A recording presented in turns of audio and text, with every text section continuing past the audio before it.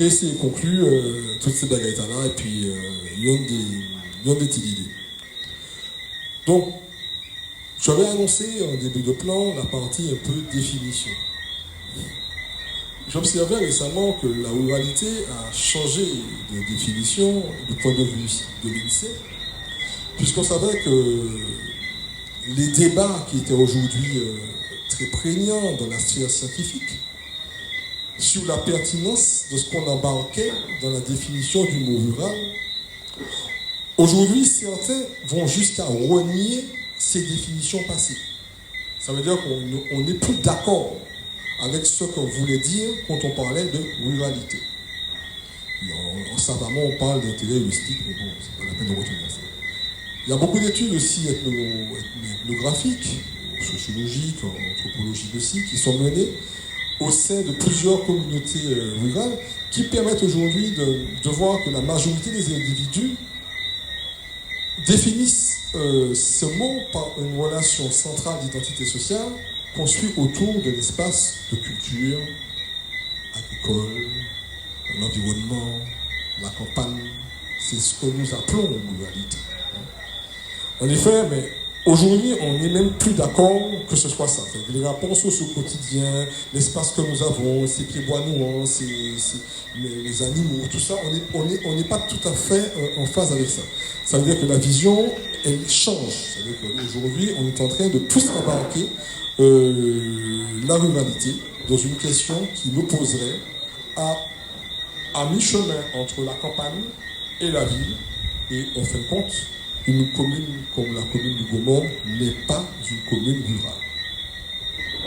Si vous prenez la définition aujourd'hui de l'INSEE, le Gaumont n'est pas une commune rurale et Marigot non plus. Donc, qu'on rassure, voilà. Donc ça veut dire que l'INSEE va parler de densité. Ça veut dire que c'est la question de densité qui va permettre de définir un caractère rural ou pas d'une commune. Je dis ça parce que c'est important. Ça veut dire qu'aujourd'hui, le Marigot est une commune, on va appeler, dans la zone intermédiaire urbaine. Ça veut dire qu'elle n'est pas une commune rurale. Ça, il faut le savoir, c'est important, car ça pourrait, dans un avenir, je ne sais pas si vous m'entendez tous, je sais qu'il pleut, dans un avenir un peu plus court, de gêner les politiques publiques, notamment les politiques qui peuvent vous concerner.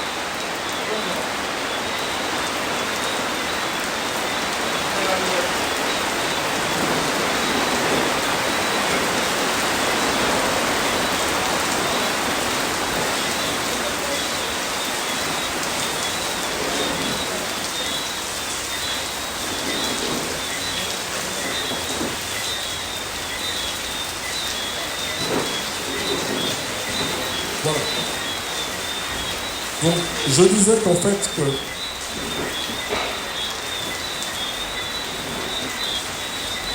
depuis cette nouvelle définition de la ruralité, on s'aperçoit qu'il arrive, depuis les convergences de 2020, que les grands sommets de l'État, des sommets interministériels, vont dire que le critère morphologique de densité est le critère à admettre. Et ça n'est plus la question que c'est la campagne ou pas la campagne. Ça veut dire quoi? Ça veut dire que est rural, une commune qui est très peu dense ou peu dense. Ce n'est pas le cas du Gaumont. Je reviendrai tout à l'heure sur le point. Selon ce critère de l'INSEE aujourd'hui, le rural, c'est 33% de la population française, donc on voit bien que ça a quand même beaucoup chuté. Et l'INSEE propose d'ailleurs de croiser ce critère avec d'autres critères qui vont être adoptés en 2020, notamment ce qu'on appelle le zonage en air et l'attraction des villes. Donc aujourd'hui, la ruralité va désigner toute autre chose que ce que nous connaissions avant, à travers la culture de la campagne, nos agriculteurs, nos animaux, notre mode de vie simplement, notre recul, notre élément identitaire Non, c'est plus ça. C'est plus ça au sens de l'INSEE. Et c'est pour ça que je vous demandais que cette balade sémantique est importante, car il faudrait que nous nous approprions nous-mêmes ce que nous entendons par notre ruralité, d'où le pluriel que nous avons souhaité. Et je remercie beaucoup le docteur Miguel Larousse qui l'a pensé, il faut dire ça qui appartient au docteur Miguel Larousse, en disant voilà qu'il n'y a pas une ruralité, mais qu'il y a en réalité des ruralités. Parce que ce n'est pas parce qu'il y a eu Mete Tayoa que nous cultivons Kanoua. Donc ça se complète. Donc aujourd'hui, quand on voit effectivement ce critère-là, donc il s'est dit que l'ensemble des communes n'appartenant pas à une unité urbaine, définie par le regroupement de plus de 2000 habitants dans un espace présentant une certaine continuité du bâti, ne sont pas des communes rurales. Communes rurales. Donc la nouvelle définition proposée va rompre avec l'approche qui était centrée sur la ville.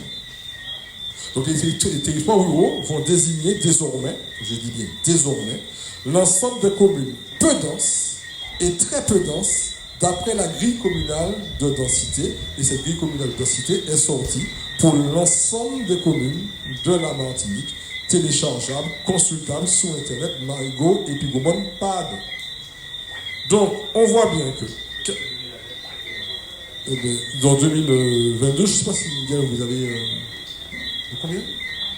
Le 20 mai 2022. Voilà. Donc aujourd'hui, que 88% des communes de France et 33% de la population française. Cette seule caractéristique qui est démographique, qui est géographique, va caractériser l'espace rural et ne permet pas d'appréhender d'autres dimensions que celle-ci. Donc il faut y associer des critères de type fonctionnel, sur notamment les influences par rapport à l'emploi, etc. Et cette approche qui vont dorénavant avoir 4 catégories, je dis bien 4 catégories de communes, d'espaces ruraux qui vont se dessiner, allant de communes rurales, très peu denses, hors d'influence de pôle, de France Cassel, Saint-Paul, tout ça, et aux communes sous fond influence de pôle. Mais, bonne nouvelle quand même, parce que après vous avoir bien cassé pour vous dire que vous ne pas de bureau, vous l'êtes quand même à 30%. Et que 30% de la commune du Gros-Mort est en zone de ruralité. Donc c'est sur cela, monsieur le maire, que vous pouvez poser votre caractère rural au sens des subventions, au sens de tout ce qui peut constituer pour vous une politique de la ville, et au sens également des fonds européens, puisque ça va quand même avoir ce critère-là. 30% de votre commune, mais vous n'êtes pas une commune rurale au sens de l'INSEE. Ce qui n'est pas le cas de Carbet, rural, je ne sais pas, Saint-Pierre rural, Préchop, Saint-Denis, qui sont des communes de la zone rurale. D'accord? Ça nous interroge. Oui. Vous parlez non, urbain ou périurbain. Voilà. Donc ça, il faut retenir, parce que c'est important. Et c'est bien pour cela que dans ce voyage sémantique que je vous propose, qu'il est important aujourd'hui que vous, population gomorraise, mais également martiniquaise, que vous soyez en capacité de pouvoir définir, quand vous parlez de votre ruralité, de dire voilà notre ruralité sociologique, ce que nous vivons de rural, nos habitudes, notre culture, notre manière d'être, notre manière d'être campagnard, enfin dans le sens noble de ce terme. Et puis, ce que nous sommes institutionnellement au regard de l'INSEE. D'accord? Mais ça ne gêne absolument rien, mais il faut qu'on soit bien au clair sur ces définitions-là. Il est important aujourd'hui de le savoir, qu'on ne dise pas nous sommes une commune rurale, ce n'est pas vrai, mais nous sommes une commune de mœurs rurales, d'identité rurale, de culture rurale, d'ambition rurale, de vision rurale, on peut même dire de perspective et d'avenir rural. Mais nous cultivons quand même 30% d'une zone rurale, mais bon, ça c'est autre chose, ça relève plutôt du côté économique aussi, puisqu'il y a quand même la partie agricole. À savoir quand même que sur le gros bord, la catégorie la moins représentée est celle des agriculteurs.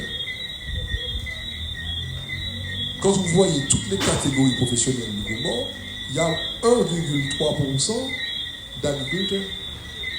Tout le reste concentré sur des retraités, des services, des fonctionnaires, des ouvriers, des employés et des cadres. ça fait partie de vos chiffres. On verra peut-être l'ambition. Mais c'est vrai que je vais vous donner vos catégories socio-professionnelles du moment. Vous verrez que c'est quand même assez difficile. C'est-à-dire qu'on est quand même sur une commune où on pense être, quand on prend le dossier complet de l'INSEE Gaumont, vous voyez que sur le Gaumont, sur l'ensemble, vous avez 100% de catégories socio-professionnelles. Vous avez en 2018 104 exploitants agricoles, ça représente 1,2. Après, ce sont des artisans, commerçants, chefs d'entreprise, 2,9. Après, des cadres et professions intellectuelles supérieures, 2,4. Après, des professions intermédiaires à 9,8. Après, des employés à 17,8. Après, des ouvriers à 14,4. Après, des retraités à 30,4. Et autres personnes sans activité à 21,1. Agriculteurs, 1,2. Vous voyez qu'on n'est pas dans une commune d'agriculteurs. Donc, quand on est conscient de ça, oui. S'il vous plaît, je pense que ce serait bon pour laisser terminer les temps. Vas-y. Ouais. Oui, mais c'est bon, c'est super. Je n'ai pas porté le micro, donc on n'entend pas la question.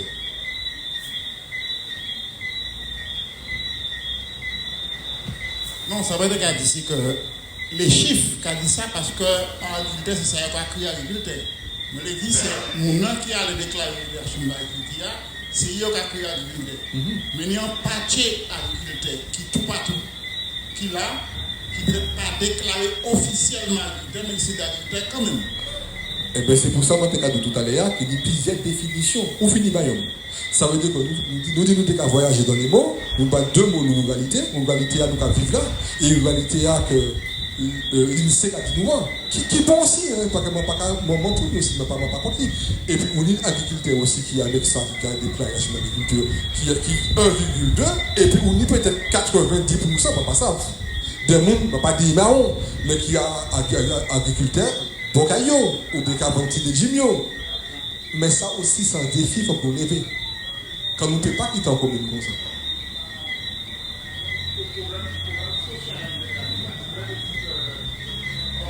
Il ne peut pas être ni agriculteur, ni ouvrier complètement. Donc il a fait les deux. Mais comme il déclare ouvrier, il ne peut pas déclarer agriculteur. Mais c'est pour ça que nous devons regarder ça en confiance. C'est pour le moment, nous avons un petit acteur, mais c'est important, on est définition. Mais quand l'Europe attend Roman, l'Europe pas attend son cabinet. Il attend que Roman, c'est 1,2% d'agriculteur et Roman. Après, on peut dire, mais il y a 90%. Mais à dans tout le rapport, là, c'est en base de données complètes de l'INSEE, on est Roman. Et peut-être 80% de ça qui est écrit dans le document là, pas qu'à correspondre à la réalité romaine. Mais c'est ça qu'on connaît. D'où l'intérêt que nous transporter, ça nous a comprendre des situations nous, pour nous mettre dans la politique publique de la ville, et puis de Cap-Nord, et plus généralement de la CTM, peut-être même de la France et de l'Europe, pour nous y venir en photographie plus cohérente, et puis ça nous y est. Mais comment on a un rapport comme ça? Puis comment on dit que bon, on a dit mais c'est pas possible. 1,2%. 104. On est 9 000 et quelques habitants. Donc c'était déjà pour montrer déjà en première action, c'est réalité, identité commune, pas qu'à correspondre forcément, et puis ça qui est déclaré. Donc ça peut jouer nous autour aussi. Parce que quand nous avons dit, mais qu'est-ce que vous racontez? Vous êtes une commune majoritairement ouvrière et pas d'agriculteurs. Donc s'il y a des partages à faire en termes d'économie, qui sont équipés pour 1,2, même si vous regardez de vous, donc vous êtes toujours derrière. Ok? Tiens, nous finissons une petite partie là. Sans l'entendre les autres que. Donc c'est pour ça que défi, c'est conférence, c'est peut-être toucher du doigt que ruralité Gaumont, sans ruralité vécue, réelle, une ruralité que personne ne peut identitairement et culturellement contester. Le genre Gaumont, le monde Gaumont qui a existé, c'est un peuple rural. Mais il y a un défi à relever, il y a une politique à mettre en place, Il y a une ambition pour que cette réalité vécue soit une réalité transcrite, une réalité soutenue et solvabilisée. Ça suppose un travail déjà, où la population doit être au rendez-vous de ce qu'elle est par rapport à ce qu'on dit qu'elle est. C'était ça mon voyage sémantique. Vous inviter à comprendre que ce n'est pas parce que nous sommes que d'autres nous perçoivent comme nous sommes. Déjà, ça peut s'appeler schizophrénie, mais ce n'est pas le cas. Ça s'appelle simplement une inadéquation, si on veut faire scientifique, mais il faut le rectifier et c'est une ambition importante. Voilà pour la partie de réalité, ce que je voulais vous dire déjà sur ce thème-là que nous définissons. C'est comme on voit beaucoup de villages de pêcheurs, et puis on va dire voilà, c'est montagne, c'est pêcheur qui a pêché, on va regarder, mais il y a 0,3% de monde qui a pêché, c'est pas possible, mais vous avez pêché qui en est combien maintenant? Oui.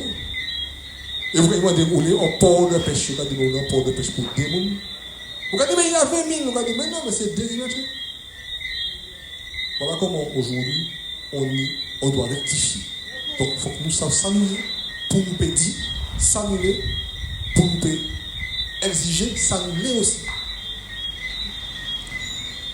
Sur la partie sociale, on est quand même au cœur d'une crise. C'est une crise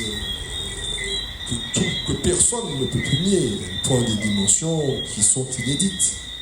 C'est une crise qui se situe malheureusement hors des radars.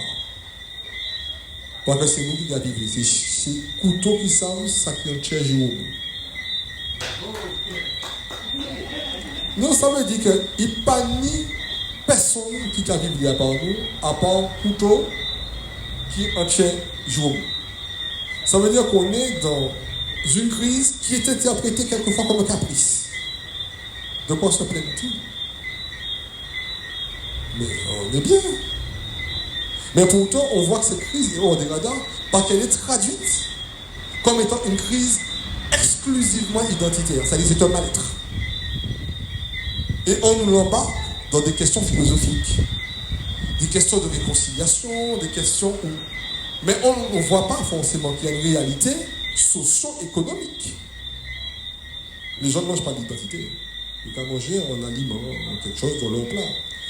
Et quand je dis qu'elle est hors des radars, c'est quand on la porte sur la place publique, notamment en termes d'inégalité, vous connaissez mon combat sur cette question-là, ce n'est pas un combat politique, mais c'est un combat de républicain, parce que je crois en cette république. Et je m'inscris totalement dans cette république. Je n'ai aucun problème avec elle. Mais aujourd'hui, c'est parce que je crois en cette démocratie que je dois l'interroger. L'interroger dans ses fondements même. Ça veut dire comment on peut régler ce problème-là. Il ne suffit pas de nous dire on peut interroger le statut si vous voulez, on n'a pas de problème avec ça. Non, on ne fonctionne pas comme ça. Il faut aujourd'hui voir que ce pays, aujourd'hui, c'est 30%, 29,7% de personnes précaires. Mais après la crise Covid, on est facilement passé à plus de 40, voire 50% de gens qui ne tiennent pas les deux bouts.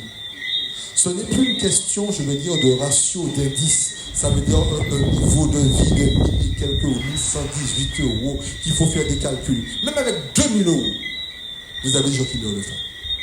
C'est que ce n'est pas une question, je veux dire, de rattacher à un indice. Parce que ce sont des modes de vie. Ce sont des charges.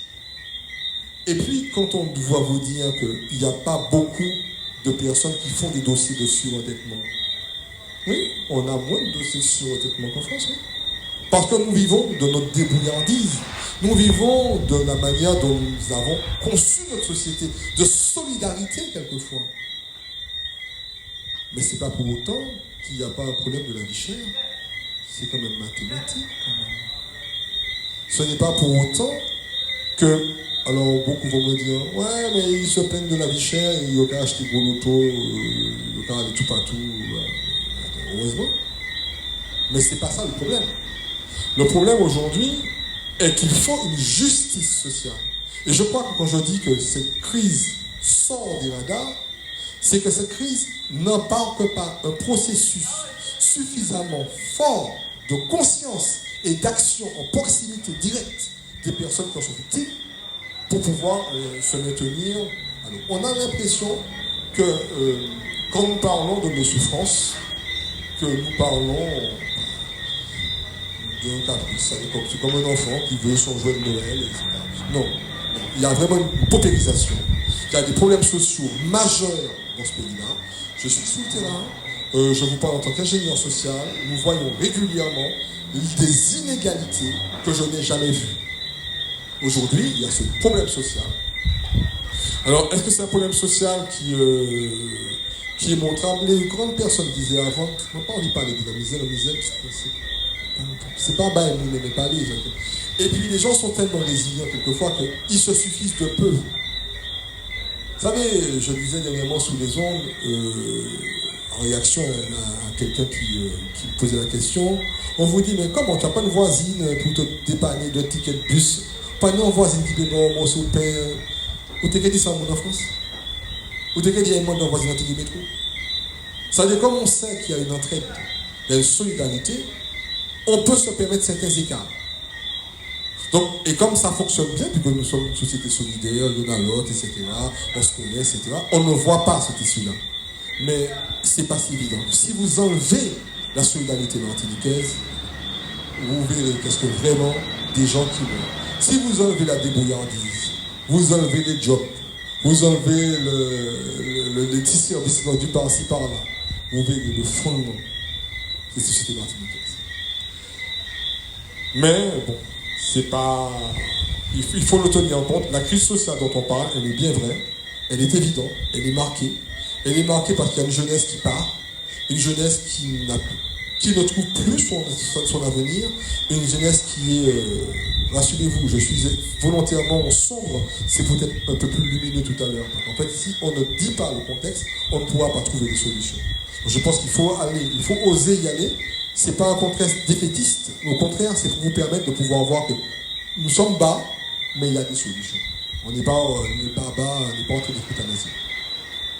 Et c'est ce travail social que nous appelons de toutes nos forces pour réussir à déjà entendre, recevoir les confidences, le vécu, les perceptions, la détresse, la parole simplement de notre population en proximité sans que les gens aient à sortir forcément pour faire des queues interminables, aller dans des endroits où ils n'ont même pas d'argent pour aller... vous imaginez pas, souvent c'est des sacrifices pour pouvoir se déplacer. Perdre une journée de travail pour aller faire des papiers. On va vous dire que oui, on a mis Internet, on peut tout faire en ligne, mais c'est pas tout le monde qui s'allie. On a un taux d'illettrisme record. On a quand même un échec scolaire. On a aujourd'hui une paupérisation de la population. Et ça, il fallait s'y attendre. Car il ne suffisait pas de prendre un texte d'assimilation de 1946 et penser que ce texte à lui tout seul faisait décolonisation. Alors, comme ça fonctionne. Donc je crois qu'aujourd'hui, il y a encore un temps qui permet de sortir de processus colonial que nous avons connu jusqu'en 1946, pas si vieux que ça. Il n'y a pas 100 ans. Il n'y a pas 100 ans. Pour arriver à restituer à ce peuple non seulement cette dignité, mais une affirmation réelle dans le socle de république auquel il peut prétendre de par sa citoyenneté.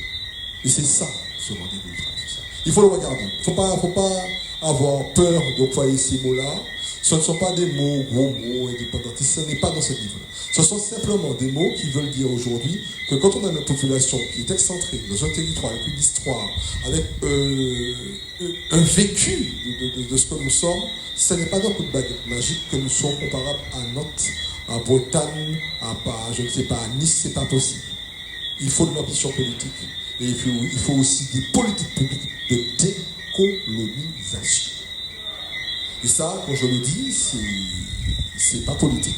C'est simplement un constat qui est partagé par de très nombreux sociologues, pour ne pas dire la plupart d'entre eux, anthropologues et même philosophes. C'est des plupart aujourd'hui.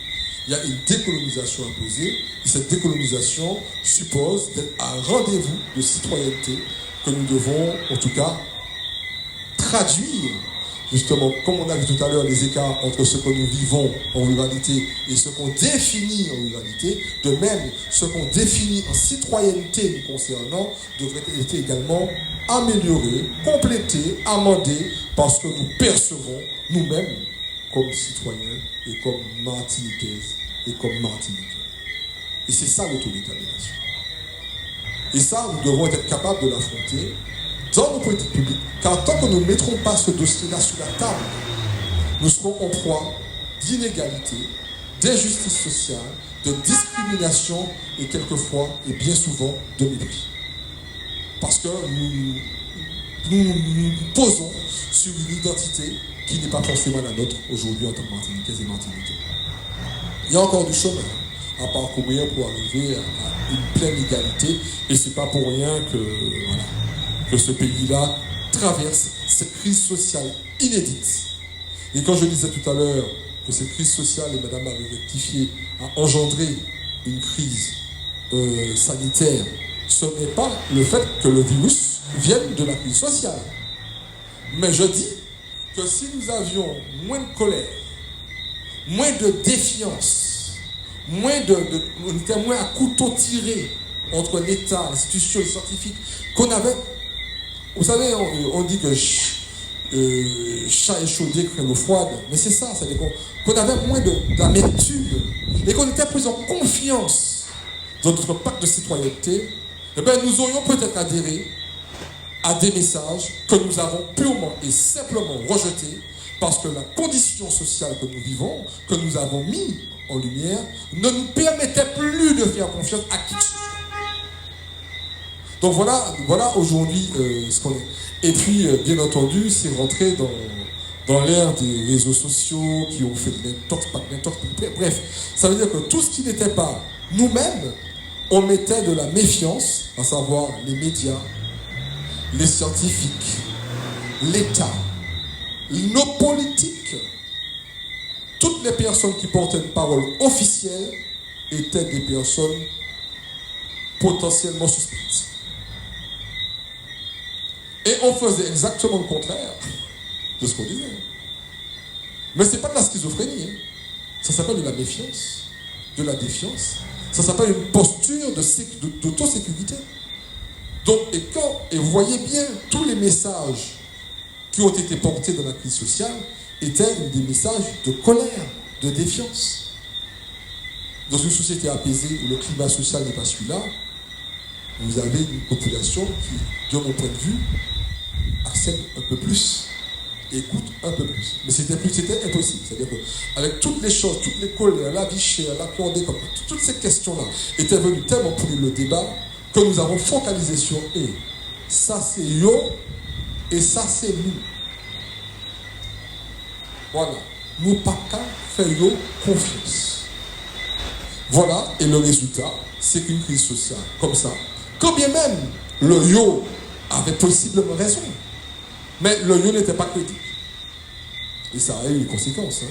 Et quand vous voyez les résultats, je vais vous les donner les résultats de la Covid en Martinique. Et vous verrez que ce n'est pas fameux, hein, ces résultats, parce qu'ils viennent de chiffres 900 et quelques morts. Et on se disait, mais je vous les donne, on est aujourd'hui à 77 hospitalisations en cours. Hein. Donc c'est pas fini. D'accord ? On a eu 5312 hospitalisations depuis le début de la crise. On a eu aujourd'hui, à l'heure où je vous parle, il y a 4 personnes en réanimation. La réanimation, depuis le début de la crise, a eu 1314 personnes et nous avons eu 938 décès. Et je peux vous dire que ce ne sont que les chiffres de l'hôpital. Mais vous pouvez très bien écouter les podcasts des amis d'obsèques et puis essayer de compter, vous verrez qu'il y a un petit différentiel. Voilà où on se trouve. Donc, pratiquement 1000 personnes décédées. Mais ça en très peu de temps. Hein. Donc, quand j'interroge la crise sociale, je dis, mais pourquoi ? Parce que nous t'es cabaré. Parce que nous t'es fâché. Et nous t'es dit raison fâché, on ne peut pas dire ça, on ne peut pas critiquer. mais parce que la colère a pris le pas dessus et que les gens se sont dit non.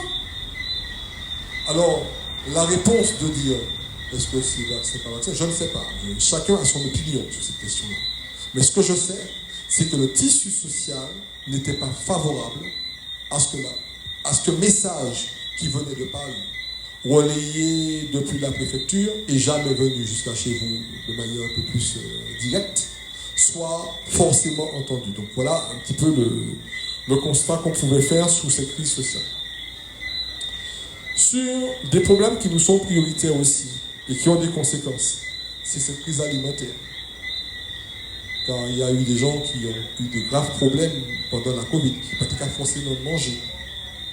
Le confinement, c'est bien, mais le confinement aussi posait d'autres problèmes, comme notamment les crises alimentaires. La rupture de scolarité. Ils sont mal à pas être à l'école. Ils avaient déjà des problèmes scolaires. Vous connaissez le pays, vous savez très bien le taux d'échec scolaire. Le taux de personnes qui quittent le système scolaire sans diplôme, ça rien. Donc imaginez-vous après qu'il y aurait été combien de temps par l'école, on peut déjà s'interroger. L'isolement et la santé, c'est-à-dire des gens qui étaient totalement isolés et qui n'ont pas forcément consulté leur médecin et qui ont peut-être des problèmes un peu plus graves aujourd'hui.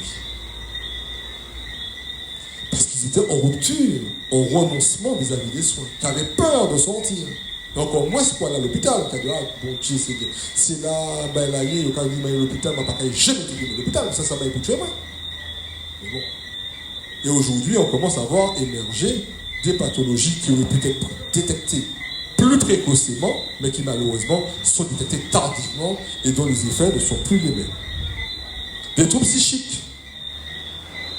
Parce que les gens ne sont pas indemnes comme ça d'une crise. Mais aussi toutes les questions économiques. Les entreprises se sont fermées. Des salariés qui ont été licenciés. Des stages qui ont été interrompus. Des apprentis qui ont perdu leur patron. Des gens qui jobaient, qui n'ont pas jobé aussi. Il y a aussi ça. Tout le monde n'est pas fonctionnel. Il y a aussi parce que même si on vous disait que quand vous restez chez vous, vous étiez indemnisé, vous avez toutes ces... Mais c'était pour ceux qui étaient déclarés. Ne croyez pas qu'en Martinique, 100% des travailleurs sont déclarés. Donc imaginez-vous quand vous n'avez pas ça, quand vous vous retrouvez en termes d'endettement post-crise. Mais ça, personne n'en parle vraiment. Le pilotage national et territorial était là, mais avait du mal encore à rentrer dans la population. C'est-à-dire que la population n'avait pas forcément pris le pouls de ce qu'on lui proposait comme aide. C'est-à-dire qu'ils entendaient, mais ils ne voyaient pas la réalité. Ce n'est pas une question qu'il n'y avait pas d'aide, parce qu'il y avait plein de politiques publiques. Aujourd'hui, je pense que l'État a joué le jeu en termes de politique publique. Il n'y avait pas du tout, mais le problème n'était pas l'absence de politique publique. Le problème, c'était que les personnes n'accédaient pas aux politiques publiques et n'étaient même pas informées des politiques publiques. C'était ça aussi le problème. Il y a aussi des pratiques qui sont venues, c'est-à-dire on a eu un recours à l'automédication, on a improvisé, il y a aussi la culture des plantes, ça a aussi ressurgi. C'est pas une mauvaise chose, mais il faut aussi l'encadrer, ça aussi. Et ça aussi fait partie des défis du monde rural. Oui, les plantes, oui, mais quel encadrement qu'on donne dedans? C'est pas parce qu'on veut dire que Zepta a fait un bagage que c'est pour ça qu'on prend. Il y a quand même derrière des apprentissages et des accompagnements de la population. Il y a aussi en fait eu toute la partie des liens familiaux, conjugaux, des enfants, des actes de maltraitance, des viols quelquefois, des incivilités totales. On voit bien que toutes ces questions-là sont venues aussi compliquer les choses. Et le travail social, c'était pas partie du travail. Quand vous avez des travailleurs sociaux qui ne sont pas sur le terrain, ça se remplace par des choses un peu bizarres, comme la répression, la dissuasion et quelquefois la geôle. Parce que vous n'avez plus cette présence éducative. Et puis les pratiques professionnelles qui se sont retrouvées en c'est plus comment on travaille, la montée dans le travail, le télétravail, enfin, bref. Il faut aussi réapprendre aussi à travailler. Il y a aussi renouer avec ce qu'on était, de notre existence, nous-mêmes. Et puis plusieurs accélérateurs qui ont vu des usages. Les réseaux sociaux, quand vous êtes chez ont eu une explosion avec leur lot de messages, quelquefois complotistes, conspirationnels, mais peu importe. Il y a eu cette surconsommation des réseaux sociaux qui crée aujourd'hui des habitudes où le débat public devient le réseau social. Et puis, je crois que tout le monde est sorti un peu assez rapidement, même je trouve un peu précipité de l'état de crise. On a l'impression qu'on ne sait même plus si on est en crise, on ne sait pas exactement. Et puis il y a eu le problème des vaccinés, pas vaccinés, mais ça c'est un faux problème. Je pense que chacun est libre d'apprécier en conscience ce qu'il faut faire. Donc voilà aujourd'hui d'où on en est, mesdames et messieurs. Voilà où on en est. On est dans une société martiniquaise déjà fragilisée, déjà sensible, déjà avec d'énormes difficultés identitaires, culturelles, tout ce que vous voulez, qui s'est retrouvé totalement écrasé par le poids d'une pandémie mondiale qui a aggravé ses symptômes sociaux et qu'aujourd'hui il faut reconstruire. Il faut reconstruire sur encore de la colère, car elle n'est pas calmée pour autant. Vous avez vu le vote récemment. Comment on reconstruit ça? À quel sein on va se vouer? Qui seront les architectes de cette reconstruction? Et je propose qu'on étudie ensemble cela. En deuxième partie, ce sera peut-être la conclusion aussi, trouver des solutions. Vous verrez qu'il y a des pistes de réflexion. Mais ce n'est pas du tout, et je tiens à ce qu'on le rappelle, une intervention engagée, stratégique, politique. C'est simplement vous dire aujourd'hui que ce tissu social fragilisé n'a pas arrangé les choses. Et nous a créé une certaine cécité sur ce qui pouvait être fait, mais que quand on a un constat comme ça, qu'est-ce qu'on en fait? Voilà, je pense qu'il y a peut-être des questions déjà à ce niveau.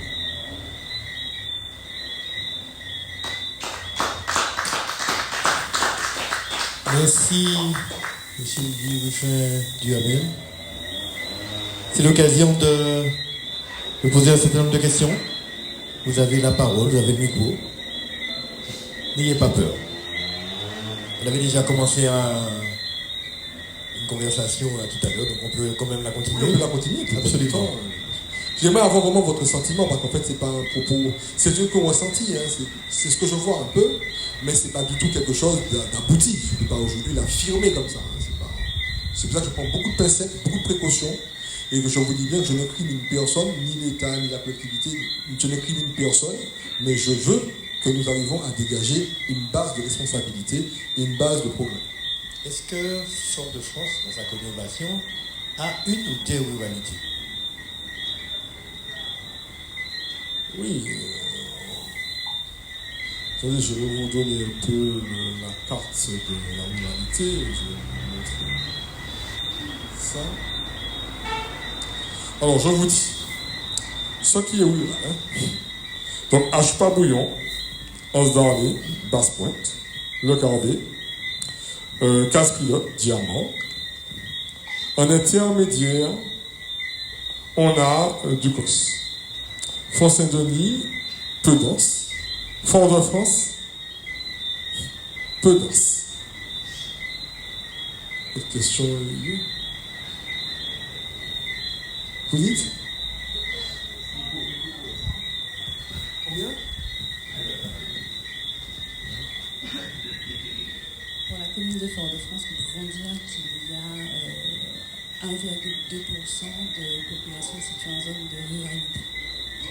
Fort-de-France est considéré comme un grand centre urbain avec 1,2% de ruralité. Donc c'est une commune dense, Fort-de-France. Mais vous avez des communes qui sont denses comme le Lamentin. Et vous avez des communes comme le Monde-Rouge qui sont peu denses. Et le Marigot qui est une commune à densité intermédiaire. Et le Gros-Monde, une commune à densité intermédiaire. Mais ça encore, ce sont des mots. Hein. Je vous dis qu'il faut voir les parts de ruralité qu'on distribue dans ces communes. Oui, donc moi je voulais intervenir sur le sujet des personnes décédées. Il y en a eu beaucoup. Et le fait que dans notre coutume, dans nos us et coutumes, nous avons l'habitude d'accompagner nos défunts. Et là, avec la crise sanitaire, c'est quelque chose qui n'a pas pu être fait. Et je pense que ça a été aussi assez traumatisant pour les populations, pour la population. Et comment vous avez pu analyser cette chose-là? Le fait qu'on n'ait pas pu accompagner nos défunts.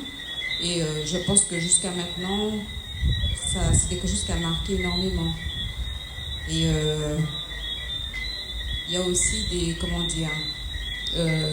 auparavant, on pouvait faire les enterrements l'après-midi. Enfin, il y a certaines choses qui ont changé. Qu'est-ce que vous pouvez nous dire là-dessus, de votre point de vue? Oui, je pense que ça, il faut peut-être interroger des psychologues, des professionnels comme ceux qui gèrent les psychotraumas, parce que là aujourd'hui on a bouleversé des grands codes, le code des veillées par exemple, le code de pouvoir accompagner nos défunts, et puis on ne pouvait même pas se rendre à l'hôpital, assister au dernier soupir d'un proche, parce qu'il était covidé. Et puis il y a eu ces soignants qu'on a applaudi là pour mais toute cette déconstruction aujourd'hui, c'est-à-dire le rapport que nous avons à la vie, le rapport que nous avons à la maladie, et qui suppose le deuil dans sa composante sociale martiniquaise, ça nous a échappé totalement. Je pense qu'on ne va pas sortir vierge de ça sur le plan psychotraumatique. On n'est pas devenu fou pour autant, mais il va falloir libérer cette parole-là. Et c'est une politique publique, notamment, que pourrait porter les CCAS. Permettre à des temps dans chaque petite commune, ou avec des permanences de psychologues, des groupes de parole, de permettre aux gens de venir déposer ce fardeau-là. Il ne faut pas attendre que ça sorte de Paris, ça. Ça ne va pas sortir de Paris. Il va falloir que chaque petite commune, déjà, s'il y a un café, 2 cafés, 3 cafés, à un moment, c'est toujours ça en moins. Et je crois que c'est une action pour moi prioritaire qu'il y ait aujourd'hui une politique, je veux dire, d'action sociale dans les communes en faveur de la prévention des conséquences de ces psychotraumas-là, avec des partenaires, avec des associations, avec des cellules d'écoute. Il y a quelque chose à faire. Je pense que j'appelle aussi chaque maire, encore plus de les petites communes comme les nôtres, où les usages se sont perpétués. Vous avez des grandes communes où c'était déjà, pas que c'est pas vrai du tout ce que je raconte, parce que même dans les grandes communes, les gens continuent à faire leur veillée. Mais à un moment, il faudrait que les gens pensent ces mots-là. Et pour le faire, je crois qu'il y a un travail à faire.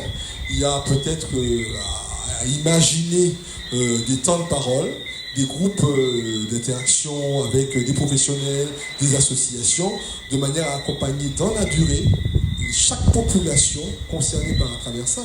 Et peut-être imaginer un monument. Il y a des monuments partout, il y a des anciens combattants, il y a des gens qui sont morts, des monuments, il y a le crash, un monument, enfin je ne sais pas, mais peut-être imaginer à travers l'art, quand je dis l'art, pas forcément l'art de la réjouissance, parce que ça a aussi son sens. Il y a eu un concert à Kassab, il le fallait aussi. Mais je pense que l'art aussi peut venir aussi porter, je veux dire, des aspects de remédiation, avec des ateliers, des choses comme ça. Donc je crois que si vous posez cette question, je vous la renvoie avec une idée, c'est qu'il y a peut-être urgence qu'une structure comme CCAS puisse réfléchir et proposer rapidement à la population une sorte de désintoxication, entre guillemets, par rapport à ce traumatisme. Alors, je suis content que Joseph soit venu, parce que intervenant dit des choses qu'il faut, mais en même temps qu'interpeller moi. Ça, c'est une analyse fait, il dit, et que, au fait, moi aussi, je peux respecter l'analyse. Mais, moi, je l'ai dit aussi. On peut entrer à cette discussion autour de ruralité, tout ça.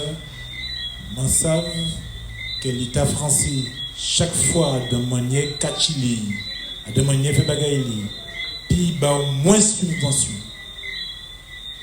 Il y a décrété en cette nouvelle. Mais il y a peut-être une raison parce que malheureusement les maires, en majorité, nous avons arrêté de l'emmener en faux que nous. C'est une bonne responsabilité. Mais la question de mon bureau. Il dit veiller, nos paix dans us et coutumes, tout cela. Oui.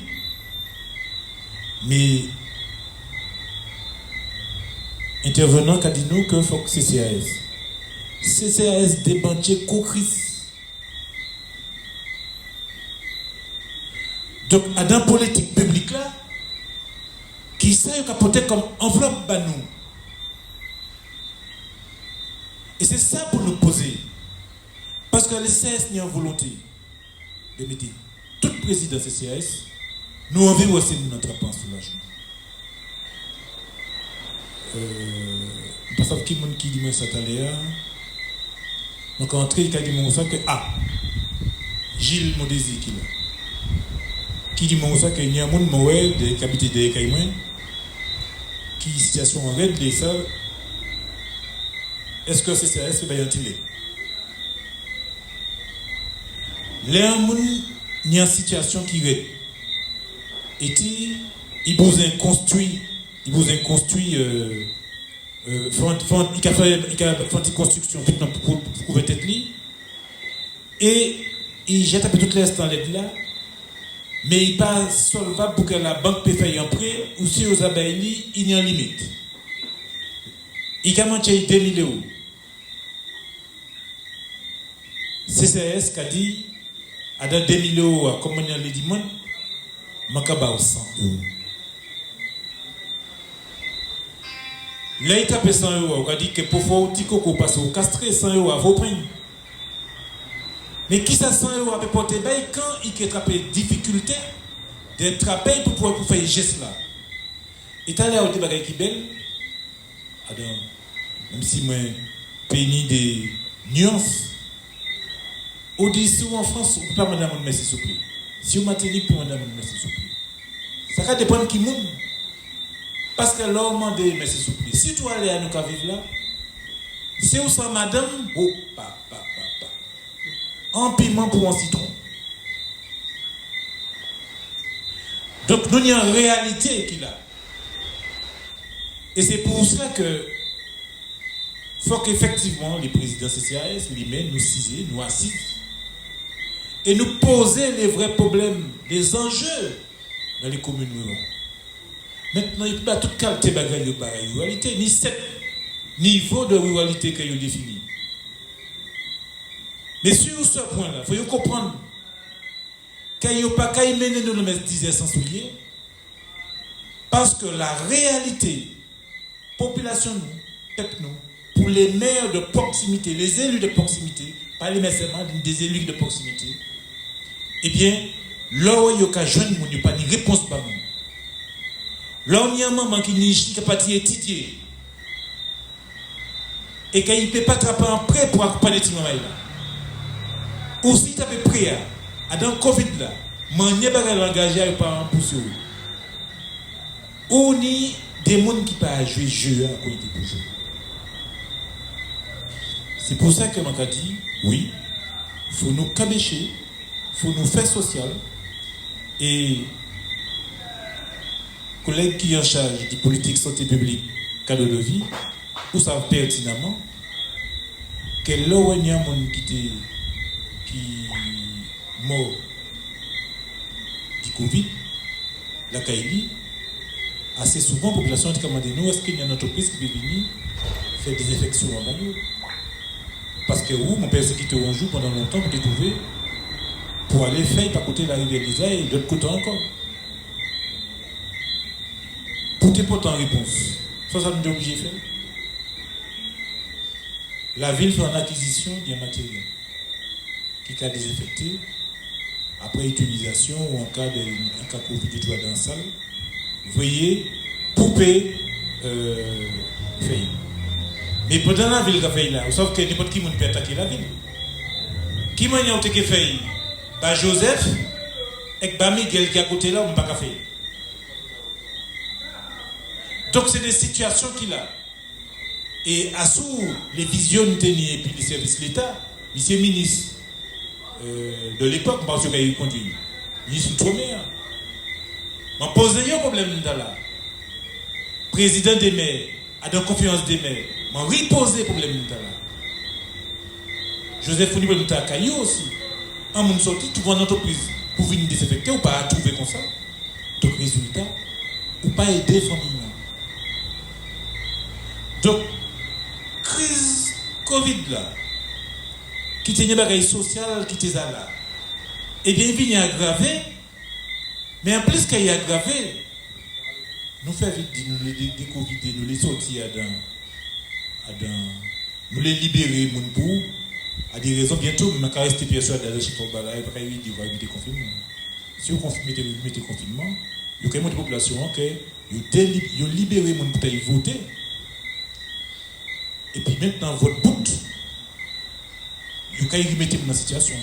La désobéissance totale que nous avons, parce que la population n'a pas qu'à y entrer en ça. C'est pour ça que libérer parole là, ça belle. Et si la ville, et puis le CCAS, nous mettons des gens qui aller, puis ils parler, échanger, les gens qui viennent, même si nous pas savent nous péquer, ça répond à besoin, nous quoi écouter. Dis-nous tout ça au niveau. Et là, il finit dit, nous avons dit que nous comprenons ça au dia, mais ça nous pique ça fait. Bah, nous t'en faisons l'enquête, ou est-ce CTM, ou notre partenaire, ou est-ce au PID, parce que c'est une situation particulière. Monsieur le maire, moi, qui répond, ça nous avive Marigo. C'est ça qu'on connaît peut-être le mieux. Nous avons été la première commune de Martinique, quand on a annoncé la crise sanitaire, à avoir fait appel à tous les professionnels de santé qui pouvaient nous aider. Appelez monsieur le maire. On a armé notre réserve communale de sécurité civile, dont je suis le chef de la réserve communale, et on avait un parterre de compétences, psychologues, psychiatres, médecins, pharmaciens. Tous les professionnels de la commune et d'ailleurs étaient mobilisés dans une cellule de crise avec nous pour créer aujourd'hui un plan de sauvegarde des intérêts de la commune pendant la période de crise que traversait la commune. Nous avons des tours avec nous. On a même mis nos numéros de téléphone que nous partageons nous-mêmes, assistants sociaux, infirmiers, la réserve communale a vraiment été à ce rendez-vous-là. Ça a permis à la population, et tellement vrai, que les personnes qui n'étaient même pas du Marigot appelaient, parce qu'ils n'avaient pas qu'à rappeler. Vous, à l'époque, il n'y avait pas de... Vous ne savez pas, hein. Appelaient notre numéro qui était ouvert 24 heures sur 24 pour répondre aux questions. Ils ne savaient pas comment faire, les gens, c'était le tout début. C'est vrai que ça ne nous a pas coûté de l'argent parce qu'on a fait un appel au volontariat. Par la suite, nous avons mis en place des conventions, notamment avec certains établissements, qui venaient faire des tests gratuitement pour la commune. Des tests, quelquefois de la vaccination sur la commune, gratuitement toujours gratuitement. Et puis également des gens qui venaient aussi pour écouter cette population-là. En passant par un réseau d'associations qui, je le rappelle, sont déjà financées. Pas qu'on leur donne des financements comme ça. Comme SOS Crise, par exemple, qui ont déjà des financements. Mais il fallait trouver des conventionnements et des articulations avec d'autres politiques publiques, et vous avez raison, monsieur, de pouvoir le souligner, qui permettaient, avec les petits moyens, pour dire la vérité, les zéro moyens de la commune de Marigot-Tény, parce que ce n'est pas une Guinée non plus, mais permettre à cette population d'avoir cette prestation-là. Aujourd'hui, je crois que c'est un retour d'expérience que nous essayons de faire, remonter, et ce qui, d'ailleurs, il y a aussi besoin de venir, puis il y a aussi prévu aussi qu'il y a une médaille maintenant, post-Covid, pour aider un petit peu les actions, remercier cette population-là. Donc je me dis vraiment que je suis prêt à étudier avec vous toutes les possibilités qui permettraient justement à la commune du Gros-Monde, comme nous l'avons fait dans une petite commune au Baïgo, d'avoir pas le bénévolat, je n'aime pas ce mot, parce que disons, tout travail mérite salaire. C'est pas le monde qui demande des mots. Mais vous avez des associations qui ont répondu à des appels à projets. Il y en a eu plein pendant le Covid. Et qu'aujourd'hui, elles disent, mais on n'appelle pas. On a des associations qui ont des personnels d'écoute. On a des structures capables de venir le faire. Et je crois que si on arrive à monter ce réseau, je veux dire de sauvegarde, c'est peut-être plus le cas, mais de reconstruction de notre population, ça demandera un temps de réflexion. Mais je crois que, et si nous parlons de l'argent toujours, eh bien, il faut demander, et nous demander, parce que je pense qu'il y a aussi des fonds qui sont là, mais il faut monter un dossier. C'est pas, contrairement à ce que certains maires pensent encore, on ne va pas avoir des gens qui vont venir frapper à notre porte pour dire que tu as besoin de quelque chose. Je pense qu'à un moment, il faut monter ce dossier-là, avec tout ce dont on a besoin, avec un budget cohérent, dire voilà que s'il faut renforcer pendant un temps la présence des gens pour le service social, s'il faut que les femmes qui n'ont pas, peut-être pour les femmes ou les hommes, qui n'ont pas fait le dépistage du cancer, eh bien, il faut appeler la structure qui s'occupe de ça, qui peut venir vous mettre des permanences, gratuitement, c'est pas appliqué. C'est déjà leur métier.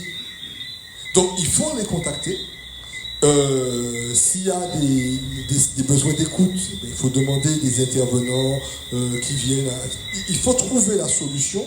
Et si il faut quand même mettre de l'argent, eh bien, il faut demander l'argent là où les politiques publiques existent, pas qu'elles existent. Mais malheureusement, les communes ne les demandent pas. Et c'est aussi vrai pour les fonds européens, ce que je vous dis. C'est aussi vrai pour toutes les subventions, tous les appels à projets. Les gens ne répondent pas aux appels à projets. Et ils disent mais on n'a pas qu'à faire un malou, n'est-ce pas? Malheureusement, le formalisme des politiques publiques demande à ce qu'il y ait des appels à projets. Et vous en savez quelque chose, monsieur le maire, car vous avez su nous convaincre déjà sous quelques appels à projets. Donc, je pense qu'aujourd'hui, cette nouvelle dynamique, c'est aussi dire que territoire responsable, ça veut dire territoire capable de s'évaluer, de s'autodéterminer, de pouvoir dire voilà nos besoins, de nous traduire en projet et de demander l'accompagnement de ce projet en termes économiques. Bonsoir. Ce n'est pas une question, mais j'ai écouté le discours de M. Duhamel. Quand vous parlez de crise sanitaire égale crise sociale, c'est vrai. Mais je me pose la question, est-ce qu'il n'y a pas pire qui nous arrivera, qui nous tombera dessus? Dans tous les tests que vous avez étayés concernant la mortalité ramenée au Covid en Martinique, il faut dire aussi qu'il y a un organisme qui a été aussi responsable de la mort de beaucoup de Martiniquais. Parce qu'il y avait des mesures qui avaient été préconisées, qui avaient été mises en place, en tout cas proposées notamment par nos soignants, les libéraux. Il y avait 12 mesures qui avaient été préconisées par nos soignants martiniquais pour empêcher la catastrophe que nous avons connue. Mais malheureusement, elles n'ont pas été validées, elles n'ont pas été mises en place. Il faut dire qu'on a laissé mourir nos Martiniquais. Il faut le dire, et je le dis, parce que c'est la réalité. Elles n'ont pas été mises en place, ces mesures. Elles ont mis du temps.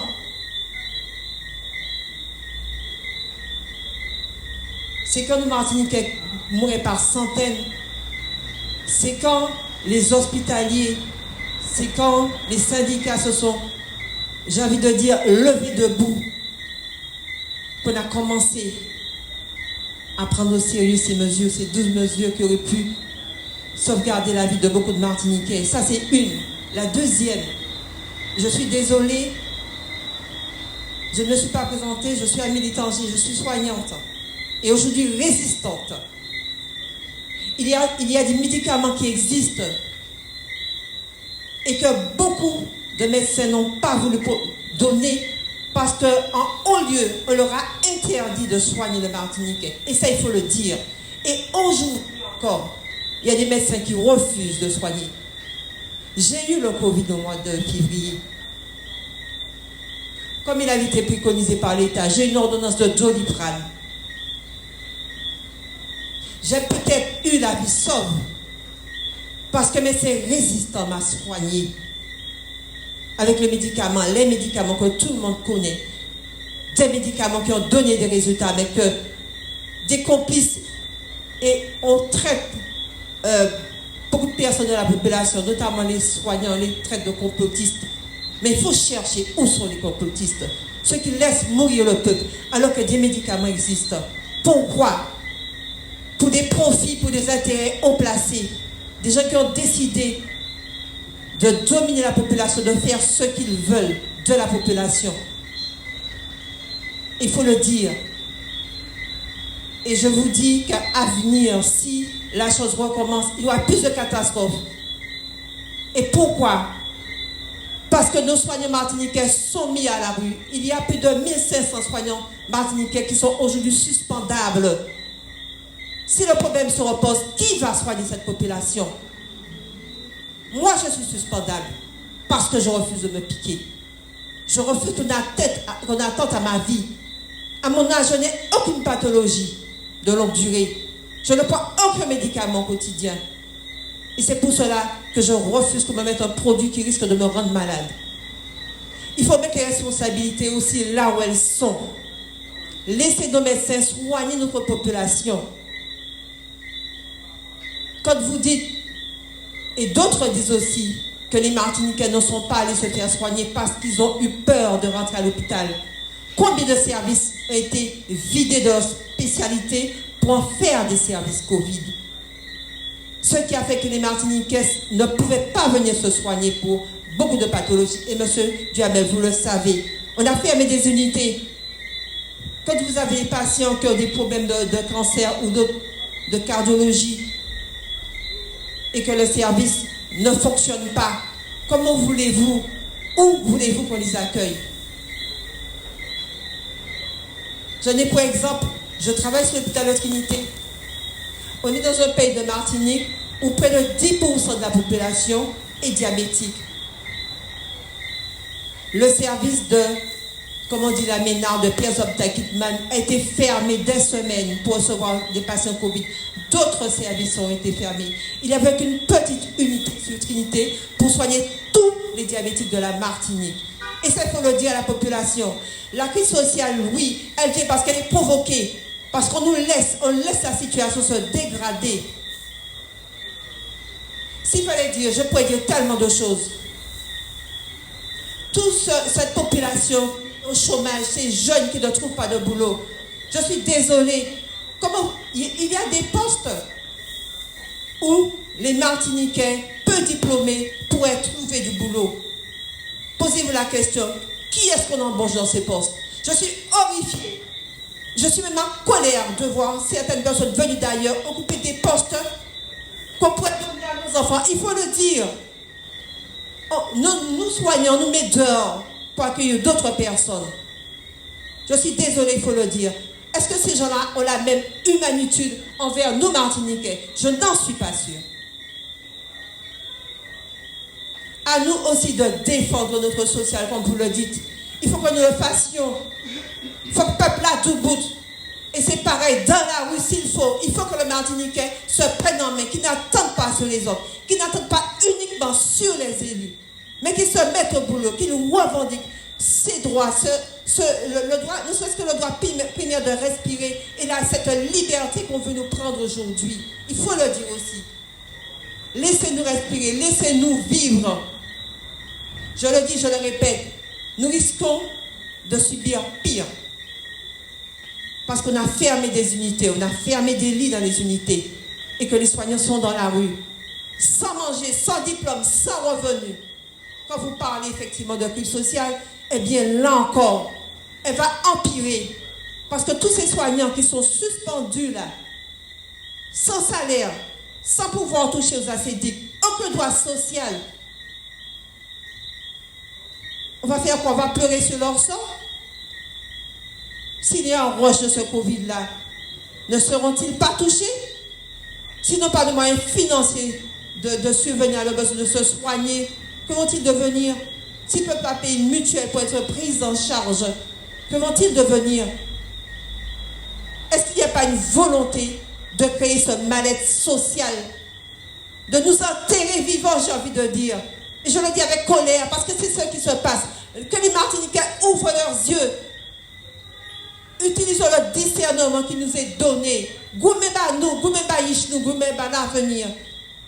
Arrêtons de pleurer, mettons-nous au travail, mettons-nous debout. Moi, ça fait plus de 7 mois que je suis debout, que je ne dors presque pas, que je lutte pour ma liberté, pour ma santé, pour le droit de me soigner. Pour que mes enfants demain puissent avoir un boulot. Et encore mieux qu'ils puissent travailler chez eux, pas qu'ils soient obligés d'aller ailleurs. J'ai 2 enfants, les 2 sont ailleurs. Moi, j'ai été ailleurs à un moment donné. J'ai pu revenir. Aujourd'hui, ils ne peuvent pas revenir. Parce que les places sont prises. Il faut le dire. Je vous remercie de m'avoir écouté.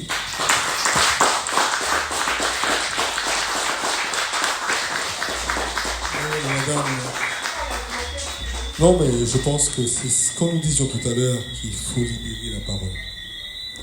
C'est que moi, je n'ai pas de réponse, parce que ce n'est pas l'ingénierie sociale qui vous portera une réponse particulière. Mais je crois que cette crise va avoir plusieurs temps.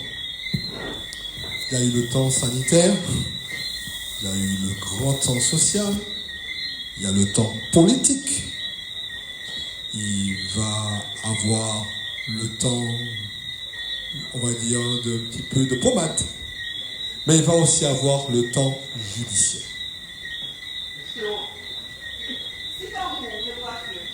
Et ce temps judiciaire, il ne m'appartient pas de polémiquer dessus. Ça veut dire que je crois que je n'ai aucune base scientifique pour vous répondre et ce n'est pas mon rôle non plus de venir. Par contre, ce que je sais aujourd'hui, c'est qu'il est important qu'il y ait des mesures conservatoires de vos droits.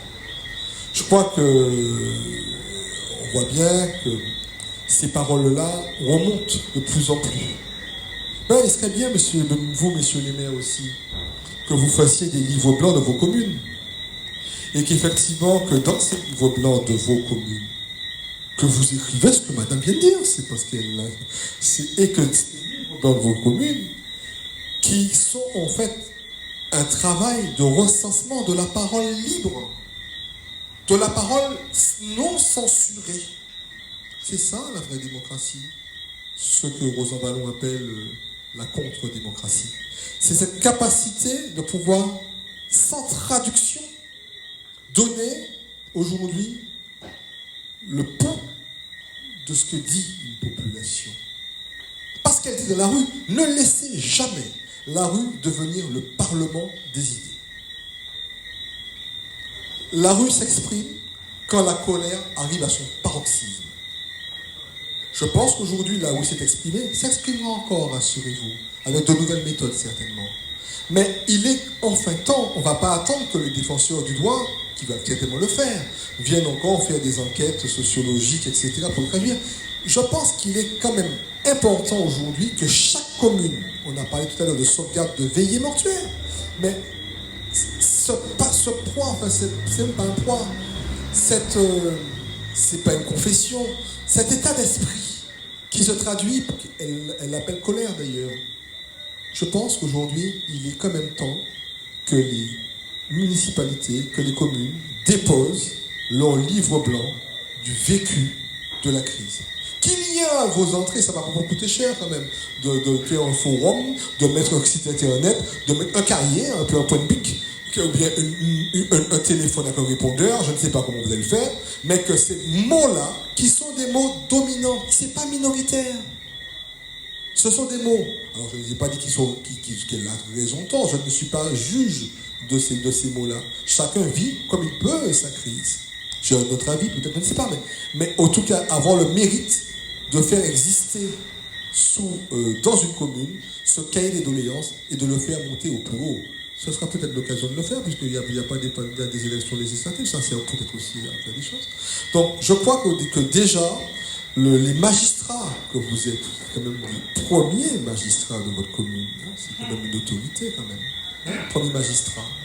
Donc ça aussi, ça interroge la capacité de laisser ce livre blanc où les gens viennent déposer sous le support de leur choix. Ça peut être effectivement de l'écrit, de l'audio, un dessin, peu importe, mais faire remonter ça.